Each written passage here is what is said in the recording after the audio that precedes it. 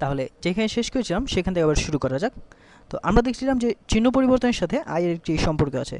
তো i এর চিহ্ন পরিবর্তনের নমুনা এবং sin x যোগ cos x এর ম্যাকলোইনে প্রকাশিত রূপটির চিহ্ন পরিবর্তনের নমুনা একই। তো এবং আমরা আরও দেখেছিলাম যে এটা ধনাত্মক হোক বা ঋণাত্মক হোক সকল i এই sin x এর ম্যাকলোইন ধারায় প্রকাশিত রূপটির সাথে সম্পর্কিত। তো এবার একটি পরীক্ষা করা যাক, যদিও এটাকে ঠিক পরীক্ষা বলা ঠিক হবে না, কারণ আমি জানি যে এর মাধ্যমে আমি কী পাবো। তো যাই হোক, এটা একটা পরীক্ষা হতে পারতো। এখন আমরা e⁻i x নেই। এখন কোনো কিছুর ঘাত বা পাওয়ার হিসেবে আইকে নেওয়া আসলে সংজ্ঞায়িত নয়। তো আই নিজেই সংজ্ঞা অনুসারে প্রাপ্ত একটি ধারণা। তো আমরা বলছিলাম যে আই স্কোয়ার হচ্ছে সংজ্ঞা অনুসারে -1।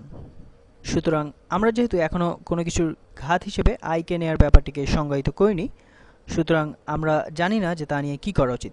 কিন্তু আপাতত আইকে একটি সংখ্যা হিসেবে বিবেচনা করতে পারি। তো আইকে একটি বহুপদীতে বসালে কি হয় তা আমরা জানি, এবং আমরা এই কারণেই প্রথমত আইকে সংজ্ঞায়িত করেছিলাম। তো যে সকল বহুপদীর বাস্তব মূল নেই তাদের মূলকেও আমরা আয়ের মাধ্যমে প্রকাশ করতে পারি। এখন ই এর পাওয়ার হিসেবে যদি আমরা কে নেই তাহলে কি হবে? তো আমরা জানি না কী হবে, তবে আমরা এটাকে e⁻x এর ম্যাকলোইন ধারায় প্রকাশ করতে পারি। তো যেহেতু তোমরা আমাকে বিশ্বাস করছো যে এই ধারাটি e⁻x এর মতোই, তো এর সকল ডেরিভেটিভ x সমান 0-তে এটা e⁻x এর ডেরিভেটিভের সমান। তো এটা কল্পনা করা খুব কঠিন কিছু নয়। তুমি চাইলে এটার লেখচিত্র এঁকে দেখতে পারো। তো এরা একই হবে। তো যাই হোক, এখন যদি আমরা এর ম্যাকলোইন ধারা প্রকাশ করতে চাই, তবে যেখানে যেখানে x থাকবে সেখানে সেখানে আমরা ix বসাবো।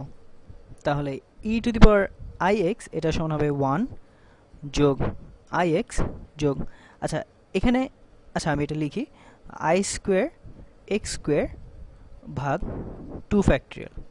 আচ্ছা এখানে i স্কোয়ার হবে এবং যোগ যোগ i পাওয়ার 3 গুণ x পাওয়ার 3 ভাগ 3 ফ্যাক্টরিয়াল যোগ i পাওয়ার 4 যোগ x পাওয়ার 4 ভাগ 4 ফ্যাক্টরিয়াল যোগ i পাওয়ার 5 গুণ x পাওয়ার 5 ভাগ 5 ফ্যাক্টরিয়াল যোগ, এবং এভাবে আমাকে আসলে লিখতে হবে না, তো এভাবে এটা অসীম পর্যন্ত চলতে থাকবে।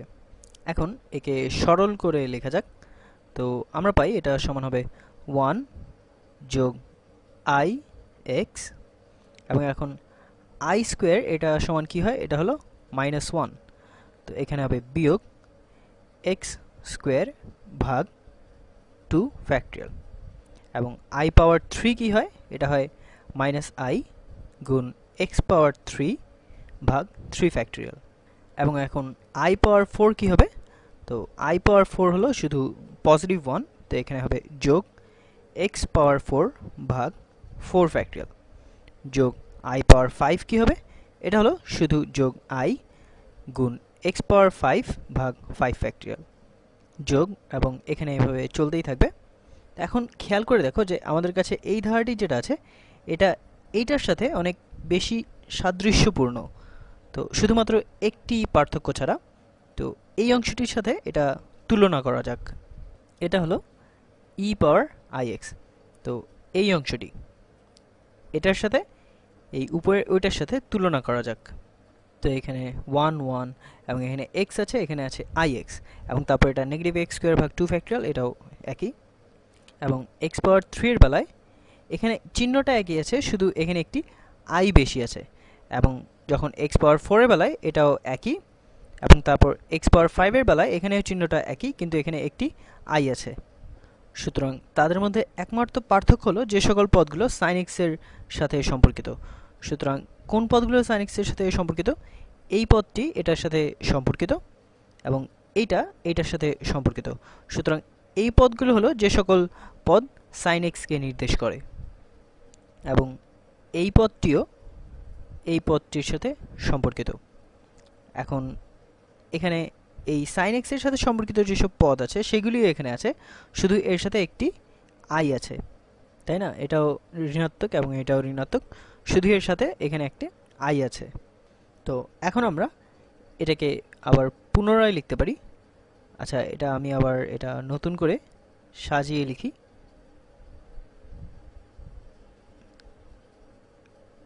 হ্যাঁ, তো e⁻ix এখন এখানে আমরা বাস্তব এবং কাল্পনিক সংখ্যাগুলোকে আলাদা করে লিখব। তো এটা সমান হবে, আচ্ছা আমি বাস্তব এবং কাল্পনিক সংখ্যাগুলোকে আলাদা করে লিখছি। তো প্রথমে বাস্তব সংখ্যা আমাদের কি আছে, প্রথমে হবে 1 বিয়োগ x স্কোয়ার ভাগ 2 ফ্যাক্টরিয়াল যোগ x পাওয়ার 4 ভাগ 4 ফ্যাক্টরিয়াল বিয়োগ x পাওয়ার 6 ভাগ 6 ফ্যাক্টরিয়াল এবং যোগ এভাবে এটা অসীম পর্যন্ত যেতে থাকবে। তো এটা হলো আমার সব বাস্তব সংখ্যাগুলি। এবং আচ্ছা এটা দেখতে কিছুটা বিয়োগ চিহ্নের মতো দেখা যাচ্ছে, এটা আমি দেখি এটাকে কিছুটা ঠিক করা যায় কিনা। তো এখানে এটা হবে ডট ডট ডট। তো এটা ছিল সব বাস্তব সংখ্যা এবং এখন আমরা সব কাল্পনিক সংখ্যায় লিখি। তো এটা হবে যোগ, আচ্ছা এই কাল্পনিক সংখ্যার প্রতিটার সাথে আই থাকবে, তো আমরা প্রথমে আইটাকে আলাদাভাবে লিখতে পারি, যোগ আই গুণ এক্স বিয়োগ এক্স পাওয়ার 3 ভাগ 3 ফ্যাক্টরিয়াল যোগ এক্স পাওয়ার 5 ভাগ 5 ফ্যাক্টরিয়াল বিয়োগ এক্স পাওয়ার 7 ভাগ 7 ফ্যাক্টরিয়াল এবং এভাবে এটা চলতে থাকবে অসীম পর্যন্ত। এখন এই অংশটা এটা হচ্ছে কোসাইন এক্সের ম্যাকলোরিনের ধারার সাহায্যে প্রকাশ, তাই না? এবং এই অংশটি হচ্ছে সাইন এক্সের ম্যাকলোরিনের ধারার সাহায্যে প্রকাশ, আসলেই তাই। এবং আমরা আগেই দেখেছি যে এই কাল্পনিক পদগুলো সাইন এক্সের সাথে সম্পর্কিত এবং বাস্তব পদগুলো এটা হচ্ছে কোসাইন এক্সের সাথে সম্পর্কিত। এখন তোমরা যদি এটা বিশ্বাস করে থাকো যে ই টু দি পাওয়ার এক্স এর ম্যাকলোরিনের ধারার সাহায্যে প্রকাশিত যে রূপটি এটা সমান হচ্ছে e to the power x এবং কোসাইন এক্স যোগ সাইন এক্সের ম্যাকলোরিনের ধারার সাহায্যে প্রকাশিত যে রূপটি সেটা সমান হচ্ছে এটা, তাহলে আমরা হঠাৎ করে একটি অদ্ভুত এবং রহস্যময় একটি ধারণার সাথে পরিচিত হই। তো সেটা হচ্ছে e to the power i x সমান হচ্ছে কোসাইন এক্স যোগ আই গুণ সাইন এক্স। এখন একে বলা হয় ইউলার্স রুল বা ইউলার এর সূত্র এবং এই ই কিন্তু ইউলার থেকে এসেছে। ইউলার হচ্ছে EULER।